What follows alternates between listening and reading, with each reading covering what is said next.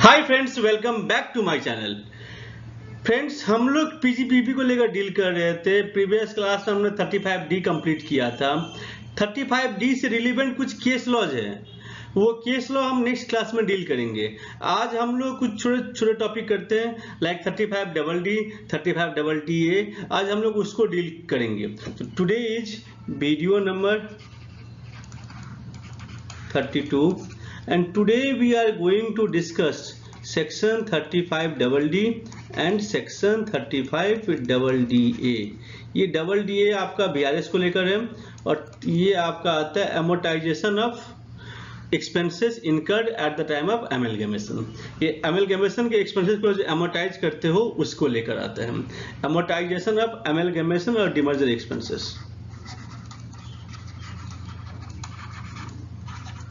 amalgamation and demerger। देखिए क्या होता है, मैंने प्रीवियस वीडियो में आपको कहा था, मैंने प्रीवियस वीडियो में अमेलगमेशन को लेकर डील किया था कि 35D वाले केस में, अमेलगमेशन वाले केस में क्या ट्रीटमेंट होगा।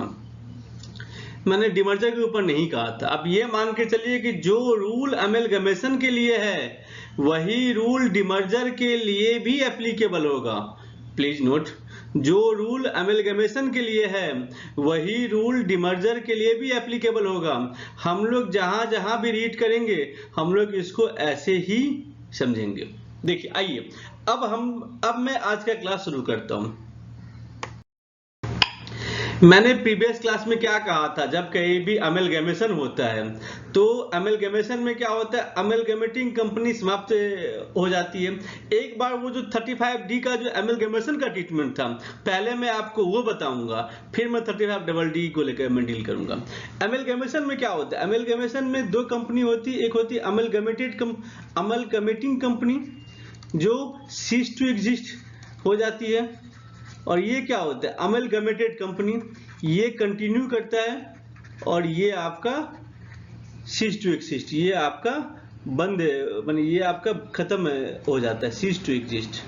ये अमेलगमेशन के बाद अमेलगमेटिंग कंपनी खत्म हो जाती है, अब वो एग्जिस्ट नहीं करती है। अमेलगमेटेड कंपनी ही उसके सारे एसेट्स, लायबिलिटी सब कुछ को कैरी फॉरवर्ड करता है।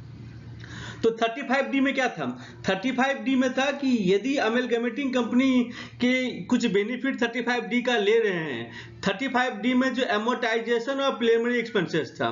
मेरे व्यूअर से रिक्वेस्ट है, जो लोग मेरे प्रीवियस वीडियो को नहीं देखे हैं काइंडली उस वीडियो को अच्छी तरीके से देख लें।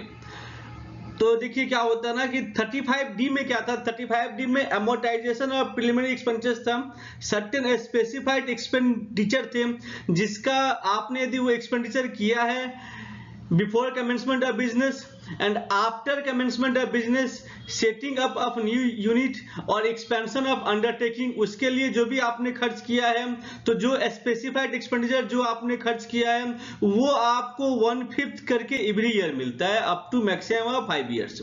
तो सपोज कीजिए अमेलगमेटिंग कंपनी 2 ईयर्स क्लेम कर चुकी है, तो रिमेनिंग जो 3 ईयर्स है वो किसको मिलेगा, वो आपको अमेलगमेटेड कंपनी को मिलेगा, वो आपको अमेलगमेटेड कंपनी को मिलेगा। समझ में आया। ऐसे ही डिमर्जर वाला केस में, डिमर्जर वाले केस में क्या होता है, मैंने आपको किसी वीडियो में मैंने आपको कहा था कि सपोज कीजिए आईटीसी के बहुत सारे यूनिट है, आईटीसी एफएमसीजी है, आईटीसी होटल्स है, आईटीसी आपका जो स्टेशनरी आइटम्स है उसमें भी आईटीसी आता है, आईटीसी पेपर है। आईटीसी ने क्या किया, अपने एक यूनिट को आईटीसी होटल को अलग कर दिया।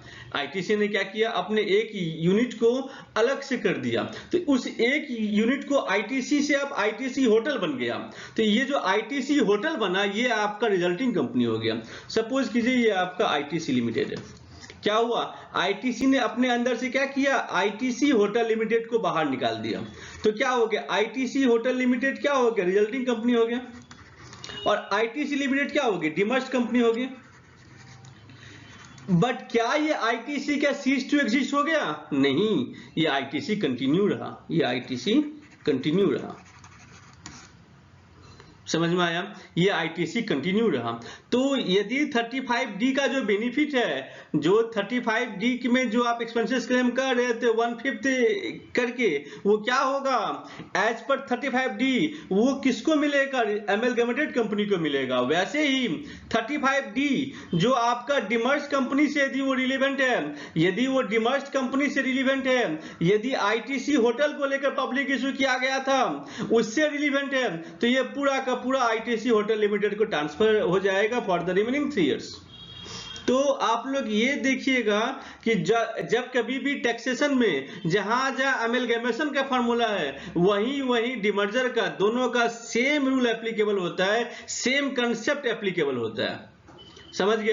तो डिमर्जर में क्या होता है? डिमर्जर में दोनों कंपनी ही कंटिन्यू करती है, ये भी कंटिन्यू कर रहा है और ये भी कंटिन्यू कर रहा है। चलिए अब हम लोग आज का टॉपिक शुरू करते हैं। क्या होता है? एग्जामिनर का एक फेवरेट टॉपिक है, एग्जामिनर का एक फेवरेट टॉपिक है। टॉपिक क्या है?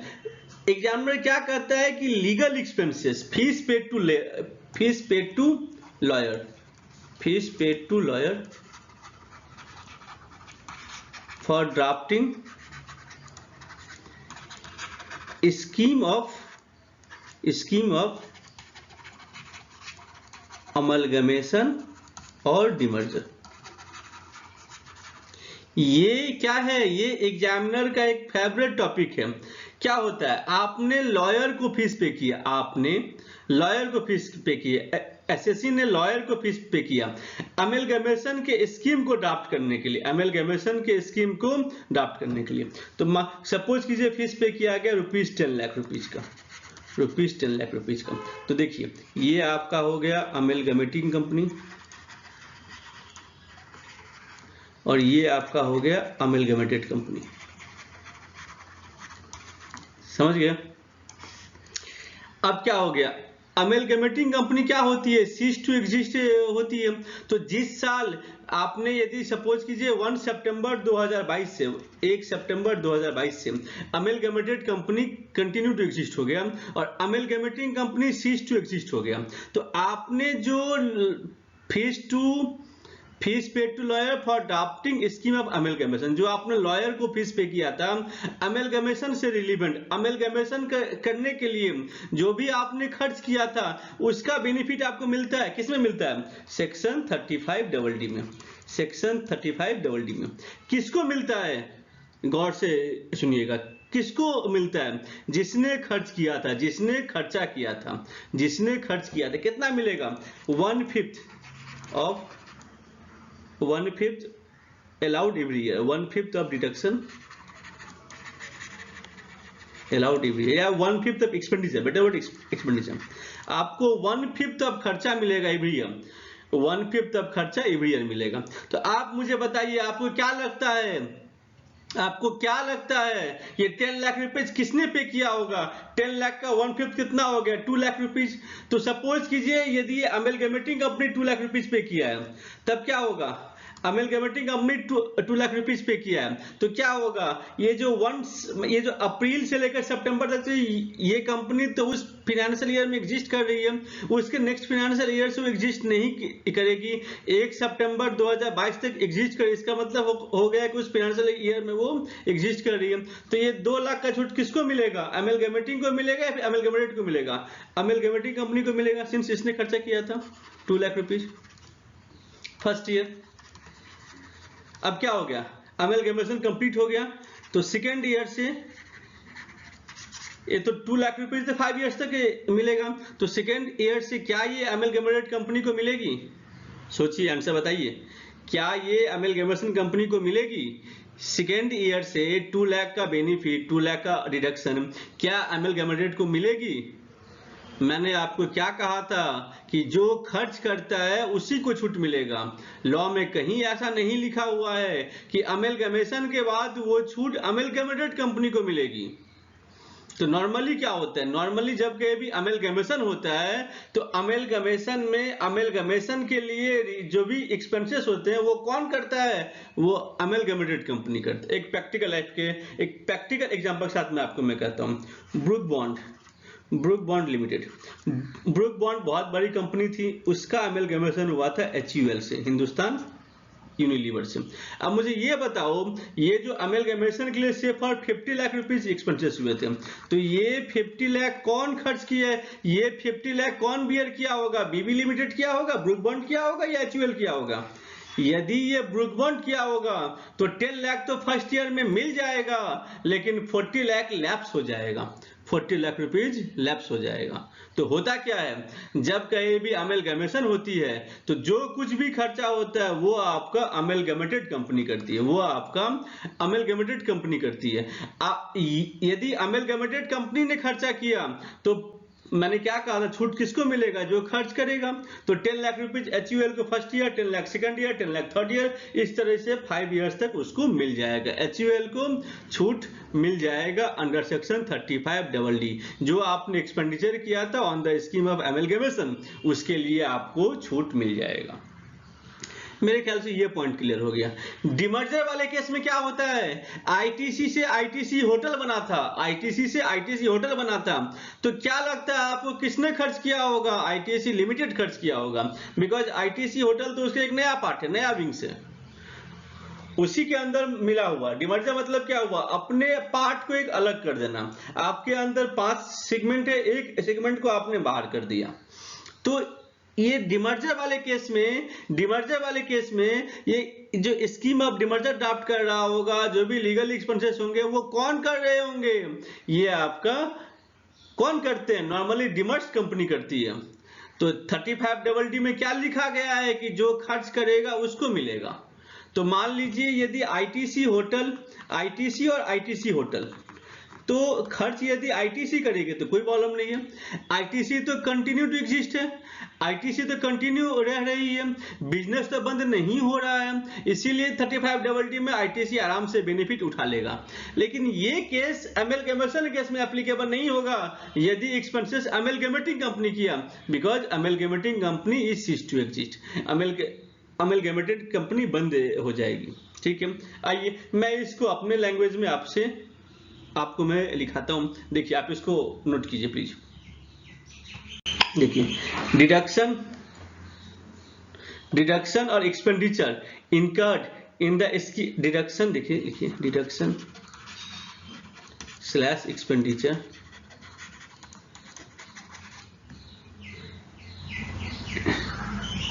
देखिए जो भी होता है ये कौन करता है?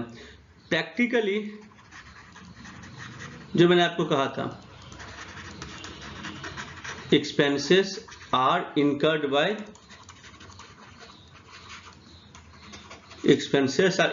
by amalgamated company।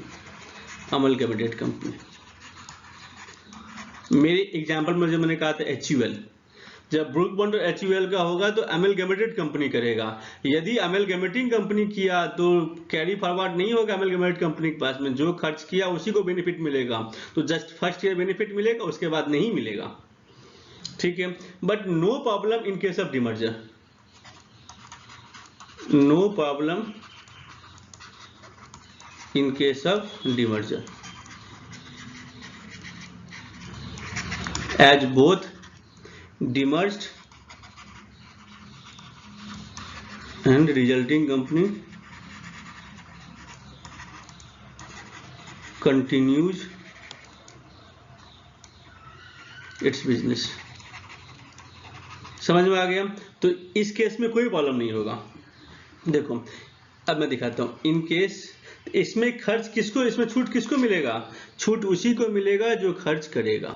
35DD section 35DD benefit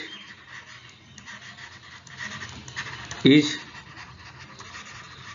available to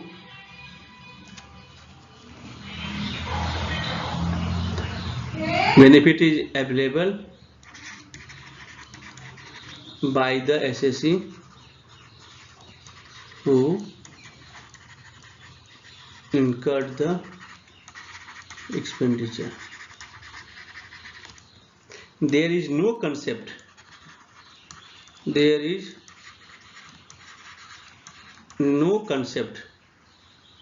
of carry forward of expenses from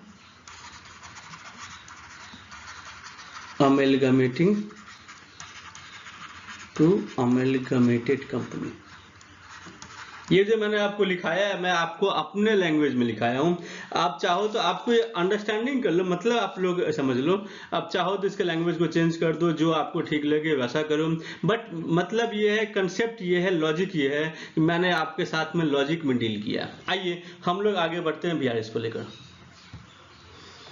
क्या होता है बीआरएस स्कीम, क्या है बीआरएस स्कीम, क्या है मेरे व्यूअर्स, किसी को यदि आइडिया होगा बीआरएस स्कीम को लेकर, किसी के फैमिली मेंबर, किसी के पेरेंट्स, किसी का भाई या कोई सेल्फ यदि बीआरएस लिया होगा तो please do right on the comment box, मुझे बताना कि उसमें क्या जो मैंने बताया वो उसके साथ में आपका क्या डिफर हुआ था।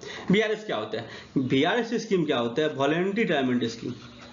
जैसे अभी कोविड आया था तो कोविड में क्या हो गया कि बहुत सारे कंपनी के अर्निंग कम हो गए, इतने अधिक एम्प्लॉय नहीं चाहिए। कोविड में एम्प्लॉयर को समझ में आ गया कि इतने मेरे पास 50 एम्प्लॉय है, 50 नहीं 20 एम्प्लॉय मेरे काम को संभाल लेंगे, 30 एक्सेस स्टाफिंग है। तो क्या होता है ना, तो कंपनी क्या करती है, जो अच्छी कंपनी होती है वो एम्प्लॉय को निकालती नहीं है, अच्छे कंपनी एम्प्लॉय को निकालती नहीं है। अच्छे कंपनी कहती है कि आप बीआरएस ले लो, अच्छे कंपनी कहती है आप बीआरएस ले लो। बीआरएस क्या होता है, सपोज कीजिए आपका एज 50 ईयर्स है, आपका एज 50 ईयर्स है, retirement age for example 60 years, ठीक है। आपका सैलरी कितना है, आपका salary 10 lakh rupees per annum है, प्रेजेंट सैलरी कितना है, प्रेजेंट सैलरी आपका 10 लाख रुपीज पर एनम है। तो एम्प्लॉयर क्या करेगी, एम्प्लॉयर बोलेगी आप बीआरएस मुझसे ले लीजिए।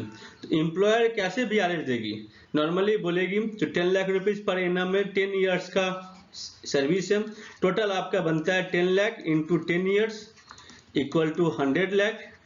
कंपनी ने कहेगा कि आप मुझसे 80 लाख रुपीज ले लीजिए और बीआरएस एक्सेप्ट कर लीजिए। देखती है जो आज के दिन में कितना वैल्यू है। तो कंपनी ने क्या कहा, कंपनी ने कहा कि 80 लाख रुपीज मुझसे आप ले लीजिए और बीआरएस आप एक्सेप्ट कर लीजिए। इस तरीके से ये बीआरएस का स्कीम होता है। जब मैं सैलरी को बताऊंगा, सैलरी बेसिकली मैं फाइनल लेवल पर कवर नहीं करता हूं, लेकिन सिलेबस जब ये फाइनल का सिलेबस कंप्लीट हो जाएगा तो इंटर लेवल के जो सैलरी वाले चैप्टर है मैं उसको भी कवर करूंगा। बट फाइनल लेवल पर जो सैलरी से रिलीवेंट जो आपके फाइनल के सिलेबस है उसको मैं जरूर कवर करूंगा। तो क्या हुआ कि 100 लाख रुपीज है, 80 लाख रुपीज आप मुझसे ले लीजिए और बीआरएस एक्सेप्ट कर लीजिए।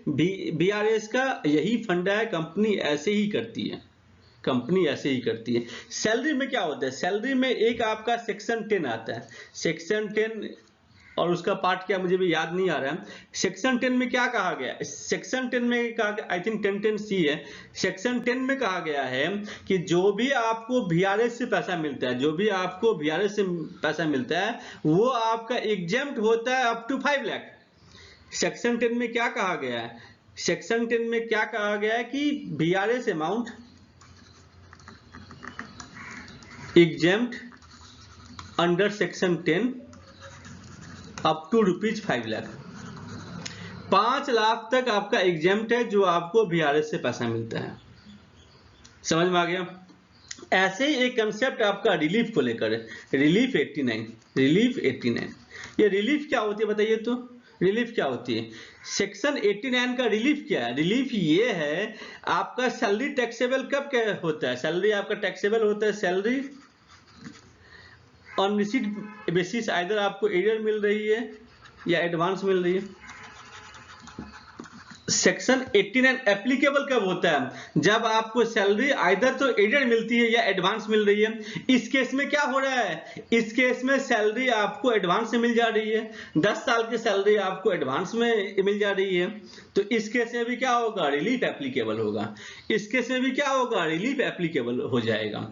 तब क्या हुआ, तब एसएससी करते क्या थे, एसएससी पहले 5 लाख रुपीज का जो बेनिफिट है वो सेक्शन 10 से क्लेम कर लिया, उसके बाद 89 का रिलीफ भी क्लेम कर लेते थे। समझ में आया, एसएससी क्या करते थे, एसएससी 89 का रिलीफ भी क्लेम कर लेते थे और सेक्शन 10 का भी बेनिफिट क्लेम कर लेते थे। तो अब क्या हुआ, इसको लेकर बहुत सारे कोर्ट के जजमेंट आ गए और कोर्ट ने कहा, बहुत सारे कोर्ट ने कहा, several court observed that SSC can claim both 89 and under section 10। आप कोर्ट ने क्या कहा, बहुत सारे कोर्ट ने कहा कि एसएससी को दोनों ही मिल जाएगा, सेक्शन 10 भी मिल जाएगा और 89 का रिलीफ भी आपको मिल जाएगा। ये जो कोर्ट के जो ऑर्डर थे वो फाइनेंस मिनिस्ट्री को पसंद नहीं आई, वो फाइनेंस मिनिस्ट्री को पसंद नहीं आई और एक अमेंडमेंट लाया गया। अमेंडमेंट क्या लाया गया, अमेंडमेंट ये लाया गया था कि आइदर ऑफ सेक्शन 10 और section 89 is eligible, both are not permissible. तो ये एक अमेंडमेंट लाया गया, टेक्स्ट में एक अमेंडमेंट आया गया। अमेंडमेंट क्या आया, अमेंडमेंट क्या आया, अमेंडमेंट ये आया जो आइदर ऑफ सेक्शन 10 और 89 और सेक्शन 89 बोथ बेनिफिट या इज या आर, जो समझिए, आर नॉट परमिसेबल। ये आपका एक बीआरएस को लेकर एक अमेंडमेंट आया। अमेंडमेंट में ये कहा गया कि आपको दोनों बेनिफिट नहीं मिलेगा, आपको सेक्शन 10 का भी और सेक्शन 89 का भी बेनिफिट आपको एक साथ नहीं मिलेगा। आप आइदर सेक्शन 10 क्लेम करो या सेक्शन 89 क्लेम करो, you can not claim both together. आप दोनों एक साथ क्लेम नहीं कर लोगे, आप दोनों एक साथ क्लेम नहीं करोगे। अब क्या होता है, ये जो बीआरएस स्कीम है, ये जो बीआरएस स्कीम है, बीआरएस स्कीम कैसे मिलता है, जो लोग भी बीआरएस लिए होंगे वो लोग इसको जानते होंगे कि बीआरएस का पैसा एक साथ में आपको नहीं मिलता है। जो 80 लाख रुपीज मेरे एग्जांपल में था, 80 लाख रुपीज आपको एक साथ में नहीं मिलेगा, एक साथ में आपको नहीं मिलेगा। क्यों नहीं मिलेगा, क्यों नहीं मिलेगा, क्या होता है, कारण क्या है, नहीं मिलने का कारण क्या है? नहीं मिलने का कारण ये है कि यदि एक साथ में पूरा पैसा आपको दे दिया एम्प्लॉयर और आपने यदि उस पैसे को शेयर मार्केट, क्रिप्टो करेंसी या किसी अदर जगह आपने लगा दिया और पैसा डूब गया तो आपका सोशल सिक्योरिटी कुछ नहीं होगा। ठीक है, इसीलिए ये कंपनी करती क्या है, कंपनी क्या करती है, ये आपका बोर्ड का स्कीम भी है। इनकम टैक्स डिपार्टमेंट भी यही चाहता है कि पैसा एक साथ में नहीं दिया जाए। पैसा कैसे दिया जाता है, पैसा इंस्टॉलमेंट में दिया जाता है, 3 इंस्टॉलमेंट 4 इंस्टॉलमेंट, पहले इंस्टॉलमेंट के 2 साल के बाद सेकंड इंस्टॉलमेंट के 2 साल के बाद थर्ड इंस्टॉलमेंट। इस तरीके से इंस्टॉलमेंट में पैसा दिया जाता है, एक साथ में पैसा आपको नहीं मिलेगा, एक साथ में पैसा आपको नहीं मिलेगा।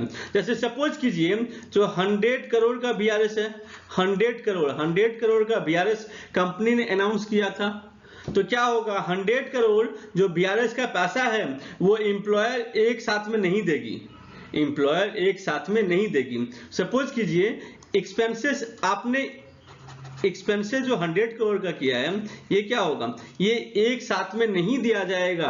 सपोज कीजिए पहला इंस्टॉलमेंट दिया गया 31/22 को, ये आपका दिया गया 30 करोड़, दूसरा दिया गया 31/23 को, ये आपका दिया गया 30 करोड़, थर्ड इंस्टॉलमेंट दिया जाएगा 31/3/24 को, ये आपका दिया जाएगा 30 करोड़। अभी देखिए 35DA में क्या कहा गया है, 35DA में कहा गया है, 35DA ये जो बीआरएस का जो सेक्शन है वो एम्प्लॉयर के हैंड में किसमें आपका कवर होता है, 35DA में होता है। ये तो एम्प्लॉयर के लिए खर्चा है, एम्प्लॉयर तो एक्सपेंसेस कर रहा है, जो बिजनेसमैन है वो तो एक्सपेंसेस कर रहे हैं, एसएससी जो बीआरएस दे रही है वो तो खर्च कर रही है। तो ये जो पैसा है 35DA का बेनिफिट कैसे मिलता है, 35DA का बेनिफिट मिलता है 1/5 of actual payment, 1/5 of actual payment. जितना आप पे किए हो उसका 1/5 फर्स्ट ईयर में मिलेगा और फिर नेक्स्ट ईयर में फिर 1/5 मिलेगा। इस तरीके से 5 इयर्स में पूरा फुल पैसा आपको मिलेगा।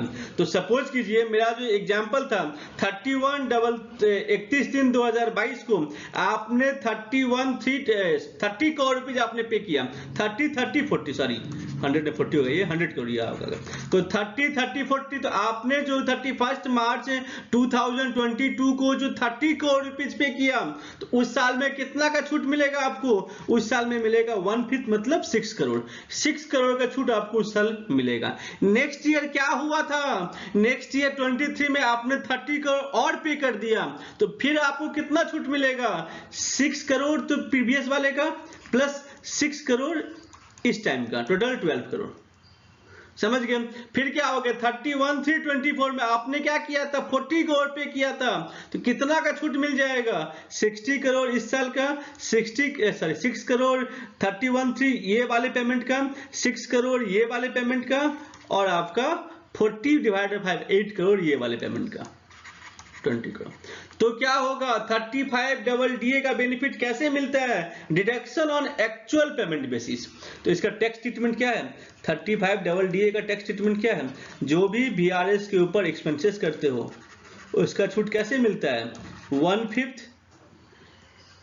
Of expenditure for 5 years on actual payment basis, on actual payment basis। समझ गए? 1/5 of expenditure for 5 years on actual payment basis. तो जो भी VRS का खर्चा होगा वो एक्चुअल पेमेंट बेसिस पर होगा। और मैंने ये कहा था कि VRS को लेकर क्या अमेंडमेंट लाया गया था कि जिस किसी भी इंप्लॉय को VRS मिलता है, ये तो 35DDA किसके लिए? एम्प्लॉयर के लिए, जो बिजनेसमैन उसके लिए। बट जो कोई भी इंप्लॉय को मिलता है वो आइदर सेक्शन 10 का बेनिफिट लेगा या सेक्शन 89 का बेनिफिट लेगा। Both are not permissible together. देखिए एक आपका रेसिडुअल सेक्शन है सेक्शन 37(1). ये बहुत बड़ा टॉपिक है। अभी तक क्या था? अभी तक जो रिडक्शन किसमें मिलता है? रिडक्शन मिलता है आपका सेक्शन 32-36। अभी तक हम लोग इसी को रीड कर रहे थे। तो 32-36 में जो भी छूट मिलते हैं वो तो बहुत कम है। वो तो आपके पूरे सिलेबस का मैंने पूरा जो जितने भी छूट मिलते हैं, जितना भी खर्चा अलाउ होता है अलाउड एक्सपेंडिचर में, उसके हार्डली 2 और 5%, 2 to 5% है। 95% एक्सपेंडिचर जो है वो 37(1) में कवर करता है। एसएससी सैलरी दे रही है, कहां पर कवर होगा? 32-36 में कहीं नहीं मेंशन है। वो कवर कहां होगा? 37(1) में कवर होगा। ऐसे ही बहुत सारे खर्चे हैं जो रेसिडुअल है, जहां पर आपको 30-36 में जहां पर जो खर्चा अलाउ नहीं है वो खर्चा आपका 37(1) में अलाउ होगा। बट इसे कुछ कंडीशन है। देखिए क्या लिखिए, मेरे साथ आप लोग लिखिए सेक्शन 37 क्या लिखा है? एक्सपेंडिचर, बहुत ही इंपॉर्टेंट टॉपिक है। इसको लेकर मेरा बहुत लंबा क्लास होगा। जस्ट आज मैं आपको हिंट्स देकर निकल जाऊंगा ताकि कल मैं केस लॉ करा सकूं, केस लॉ आपको समझ में आ सके। बहुत इंपॉर्टेंट केस लॉ कराऊंगा। Expenditure exclusively not covered under section 30-36 are covered under section 37 subject to following condition, subject to following condition। देखिए ये क्या कंडीशन है? 37 में छूट को पाने के लिए क्या कंडीशन है? पहला कंडीशन है expenditure should not be of capital nature. Expenditure should not be of capital nature. Only revenue expenditure are allowed, ये हम लोग को पता है। और कैपिटल एक्सपेंडिचर जब अलाउ होगा तो लॉ में स्पेसिफिकली बोल देगा कि अलाउ है। तो इस केस में क्या कहा है? 37(1) में कौन सा एक्सपेंसेस कवर्ड होंगे? जो 30-36 में कवर्ड नहीं है बट इसमें कवर्ड होंगे। वो कौन से खर्चे होंगे? जो आपका कैपिटल नेचर का नहीं है। तो फर्स्ट कंडीशन ये है। सेकंड क्या हो गया? Expenditure should not be a personal nature, should not be a personal nature. खर्चा पर्सनल नेचर का भी नहीं होना चाहिए, खर्चा बिजनेस रिलेवेंट होना चाहिए, खर्चा बिजनेस के लिए होना चाहिए। पर्सनल नेचर का जो एक्सपेंडिचर रहेगा, एमडी गया घूमने के लिए, वो आपका अलाउ नहीं होगा, बट एमडी गया बिजनेस ट्रिप पर, ये आपके अलाउ होगा। समझ गए। और लास्ट क्या है, लास्ट आपका expenditure should be Holi and exclusively for the business. मैंने क्या कहा, 37(1) में जो 30 to 36 के जो डिडक्शन के सेक्शन है, उसमें तो बहुत कम कवर करता है, बाकी सारे खर्चे कवर होते हैं सेक्शन 37 में। कंडीशन क्या है कि जो एक्सपेंडिचर कवर्ड नहीं है 30 to 36 में, जो कवर्ड नहीं है वो आपका 37 में कवर्ड होगा, बट उसकी कंडीशन क्या है, ये 3 कंडीशन है जो आवश्यक है। पहला क्या है, जो खर्चा कैपिटल नेचर का नहीं होना चाहिए, expenditure should be revenue in nature. Please mark the word, expenditure should be revenue in nature. Capital का हुआ तो अलाउ नहीं होगा। Expenditure should not be a personal nature, personal खर्चा नहीं होना चाहिए। और क्या, expenditure should be Holi and exclusively for the business, business के लिए ही खर्चा होना चाहिए, बिजनेस के लिए ही खर्चा होना चाहिए। जो खर्चा आप कर रहे हो वो Holi and exclusively for the business, वो आप बिजनेस के लिए खर्चा कर रहे हो। आपका यदि ये कंडीशन फुलफिल होता है, यदि कोई खर्चा ऐसा है जो रिवेन्यू का है बट पर्सनल का है, तो अलाउ नहीं होगा। ये तीनों के तीनों कंडीशन फुलफिल होना चाहिए, खर्चा कैपिटल नेचर का भी नहीं होना चाहिए, पर्सनल भी नहीं होना चाहिए, और बिजनेस के लिए भी होना चाहिए। समझ गए। यदि ये तीनों कंडीशन फुलफिल है तो आपका 37(1) में आ जाएगा, आपका खर्चा 37(1) में आपको उसका बेनिफिट मिल जाएगा, वो खर्च का छूट आपको इनकम टैक्स में मिल जाएगा। तो थैंक यू फ्रेंड्स, आज के लिए जस्ट इतना ही। 35D मैंने प्रीवियस क्लास में डील किया था, एक बार उसको देख लीजिएगा। आज 35DD को मैंने डील किया, 35DA को लेकर मैंने डील किया, और 37(1) को लेकर मैंने डील किया। मैंने 37(1) को लेकर इसलिए डील किया कि नेक्स्ट क्लास में मैं केस लॉ बताऊंगा। मेरे व्यूअर्स से रिक्वेस्ट है, जो काइंडली आप उस वीडियो को देखने से पहले, नेक्स्ट वीडियो देखने से पहले, आपके जो 35D के जो 2 वीडियोज है, काइंडली उसे कंप्लीटली देख लें, ताकि आपको अच्छी तरीके से समझ में आ जाए। तो फ्रेंड्स, आज के लिए इतना ही। Thank you friends. आपको ये वीडियो कैसा लगा, please write on the comment box. I love to read your comment and give reply on that. Thank you friends.